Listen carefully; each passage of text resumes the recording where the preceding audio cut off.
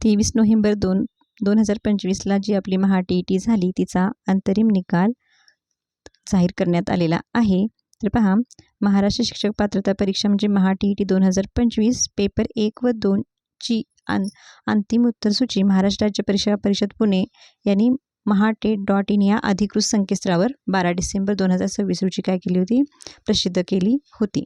आता या निवेदनानुसार प्रविष्ट विद्यार्थ्यांचा म्हणजे उमेदवारांचा अंतरिम निकाल हा 16 जानेवारी रोजी mahatet.in या संकेतस्थळावर उमेदवारांच्या लॉग इनमध्ये ऑनलाईन पद्धतीने सायंकाळी 6 वाजल्यापासून पाहता येणार आहे. अंतिम निकालाच्या अनुषंगाने गुण पडताळणी करावयाची आहे उमेदवारांनी आणि जर काय त्रुटी आक्षेप असल्यास तो इथं दिलेल्या ह्या संकेतस्थळावर तुम्हाला नोंदवायचा आहे. तर पहा, याची मुदत आहे 21 जानेवारी 2026 सायंकाळी 6 वाजेपर्यंत. तर आपल्या लॉग इनमधून ऑनलाईन पद्धतीने तुम्ही आक्षेप नोंदवू शकता. आता ह्या पत्रकानुसार आपल्याला ह्या प्रसिद्धीपत्रकानुसार आपल्याला हे काय समजत आहे, तर तुम्ही आपले जे आपली जी 12 जानेवारीला जी आन्सर की आलेली आहे, अंतिम आन्सर की, ते काय करा ती पहा आणि तुमच्याकडे जी OMR सीट आहे ती तपासा. दोन्ही गुण तुमचे बरोबर आहेत का बघा. त्यानुसार तुमच्या अंतिम सूचीनुसार उत्तरसूचीनुसार तुमच्या OMRमध्ये जे तुमचे गुण आहेत ते बरोबर आहेत का बघा. जर काही आक्षेप असेल तर तुम्ही तो ह्या दिलेल्या संकेतस्थळावर काय करायचं आहे, नोंदवायचा आहे. आता पहा,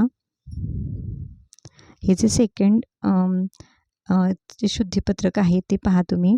तर ह्याच्यामध्ये सांगितलेलं आहे की जो गणित विज्ञानचा पेपर 2 होता, पेपर 2मधील गणित विज्ञान विभाग होता, त्यातील संच डी मधील 107व्या क्रमांकाचा जो प्रश्न होता त्याची प्रिंटिंग मिस्टेकनं उत्तर 1 आलेलं आहे.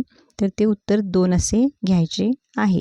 यानुसार तुम्ही तुमचे गुण काय करा, पडताळणी करा.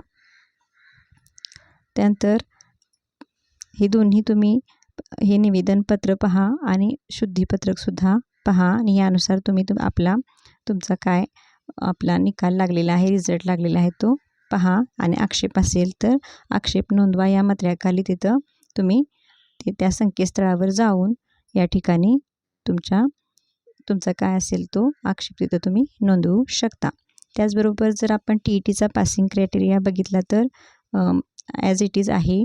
ओपन कॅटेगरीसाठी 90 मार्क्स आणि इतर कॅटेगरीसाठी 82 मार्क्सचा आवश्यक आहे.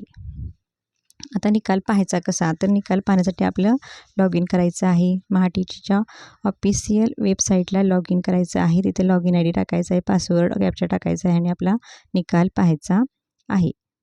आणि काही आक्षेप असल्यास तो 21 जानेवारीच्या सायंकाळी 6 वाजेपर्यंत नोंदवायचा आहे.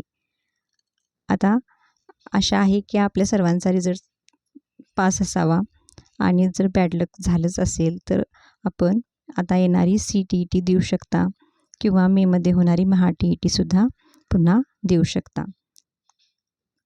कारण अपयश यशाची पहिली पायरी आहे म्हणतात, त्याप्रमाणे काय करा, नवीन कामाला लागा आणि जे पास झालेले उमेदवार आहेत त्यांचे मनापासून अभिनंदन आणि ज्यांचं बॅड लक झालेलं आहे त्यांनी चॅनलसोबत राहा. चॅनलवर 2013 पासून 2024पर्यंत झालेल्या सर्व क्वेश्चन पेपरचं ॲनालिसिस आहे. आता 2025चं पण मी अपलोड करणार आहे. त्याचबरोबर मराठी, गणित या सर्व विषयाचे तुम्हाला योग्य मार्गदर्शन इथं मिळेल. धन्यवाद.